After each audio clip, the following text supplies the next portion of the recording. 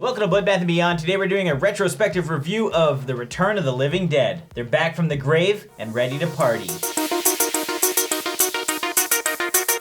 Directed by Dan O'Bannon and starring Clu Gulager, James Karen, Don Calfa, Thom Mathews, Beverly Randolph, Miguel A. Nunez Jr., and Linnea Quigley. This movie's about two employees at a medical supply depot that accidentally open up a military canister filled with a toxic gas that brings the dead back to life. And a bunch of partying teens in the cemetery have to fight for their lives and their brains. This is a retrospective review, so there will be definitely spoilers.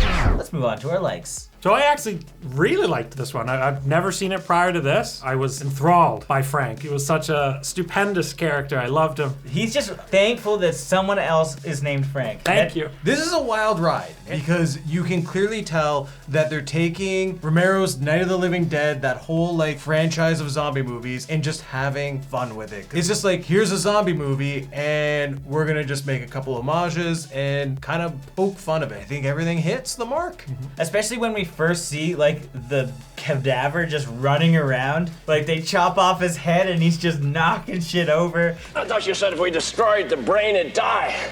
It worked in the movie! Seeing the characters base their decisions off of movies, realize that didn't work, and they need to figure it out themselves, allows the audience to get right in there with them. And it also looks hilarious. And we have some like badass looking zombies, and my favorite part, the puppeteering. Especially Half Lady Corpse. It was great. Even little things like the yellow hand in the bag, it's like clearly just the guy holding the bag. I liked how they were smart zombies too. They were using like walkie-talkies and all that to send more brains and everything. Send more cops. And like they were clever in like hiding until the very end and then just like jumping out on everybody. They were smart. Tarman, that's the coolest looking one for me. Even how he moved compared to the others, it was just so cool. Imagine being chased upstairs by that thing.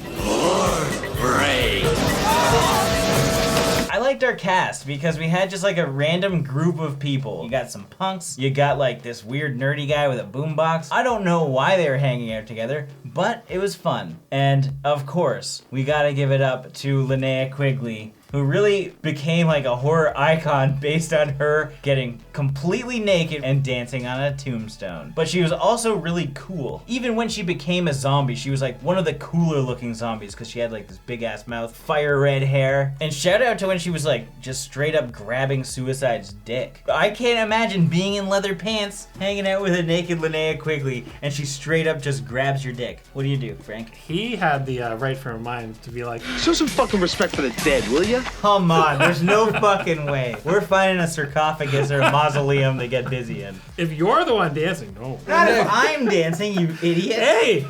If naked Linnea Quigley is grabbing Big Dick Frank, BDF. The beat, oh God. I really liked Bert and Ernie. They played off of each other really well, especially Bert's character. He was the man with the plan. What the hell is in those bags? Rabid weasels. What? He was a good actor. Like everyone in this film was a great actor. I know, and we can't touch on everyone, but Ernie fucking killed it too. And he was quick on the draw. He just like has a gun at the ready. How he got up from the chair? What the fuck are they doing? Find out. And shout out to Spider, rocking the coolest hair. And also being one of the most competent people in the movie. There ain't no way to stop those things. We gotta get the fuck out. Not only did we have people that, you know, they deal with dead bodies all the time, but we got Spider who doesn't, and he's just like, okay, I got it figured out too. And I like that. I like that one of the punks was actually, he's like a final boy, and I appreciate that. And Freddie and Frank, the two of them, just like the slow build to like them being turned into zombies. You knew it was gonna happen and you're just watching, and when the paramedics come in and they're just like, Because technically, you're not alive.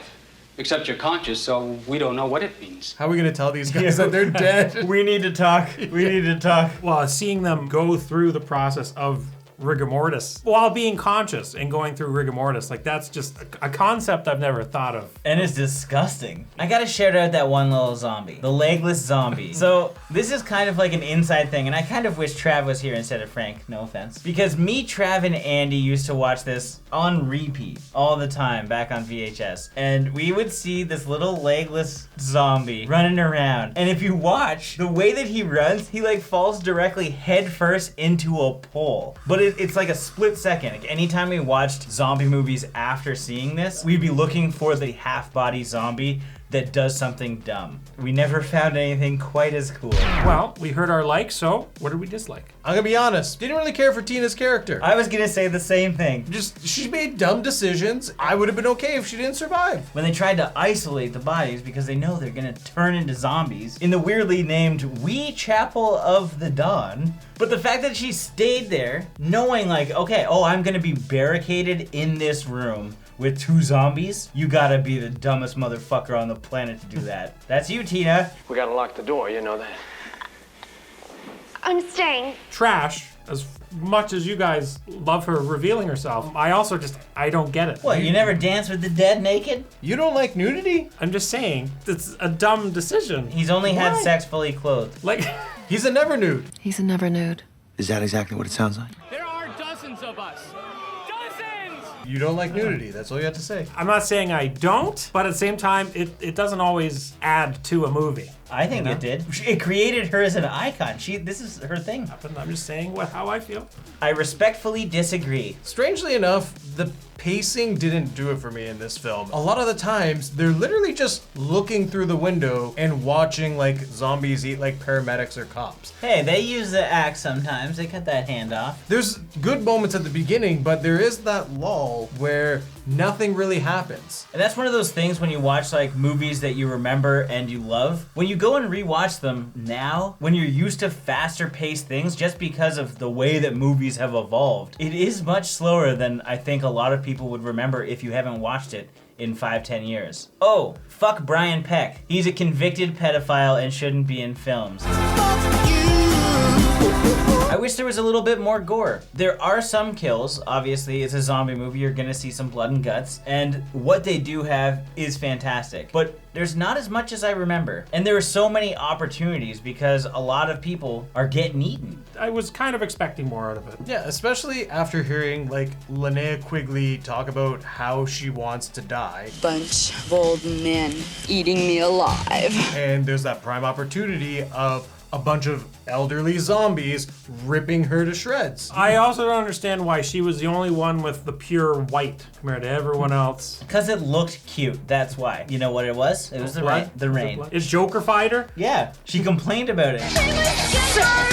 None of her friends helped her. She's naked. She's sitting in the backseat of a car. See, if she wasn't naked, none of that would have happened. I mean, she probably would have got killed still, but I mean. I'm gonna be honest, her friends were dicks. Like, they're in the car and like no one's offering up a scarf or sweater. If I ever say, my skin is burning, help me. And now we come to our final thoughts and ratings. This is one of those movies that I will forever love. Even if I don't think it's the absolute best zombie movie, it's such a fun time. And it was fun revisiting it, especially with Frank, who had never seen it before. All of the characters are really enjoyable. The back and forth between Bert, Ernie, Freddie, and Frank is just great. Linnea Quigley, obviously, is a highlight for me. And we have one of the best zombies ever created in Tarman. And I also just like the overall comedy of everything that's going on in this movie. There's just a lot to like, although it does suffer from poor pacing throughout the middle part. We could have used some more excitement when it came to the blood and gore, but the stuff that we did see was solid. But regardless, I would definitely recommend this, so I'm gonna give this 4 half dogs out of 5. To me, this film is always fun to revisit. I just have a blast watching it. It's basically watching Night of the Living Dead, but doing it in a more comedic manner. I absolutely love the puppeteering in this film. I can appreciate that stuff. However, the pacing is off in this film. It's such a fun and wild ride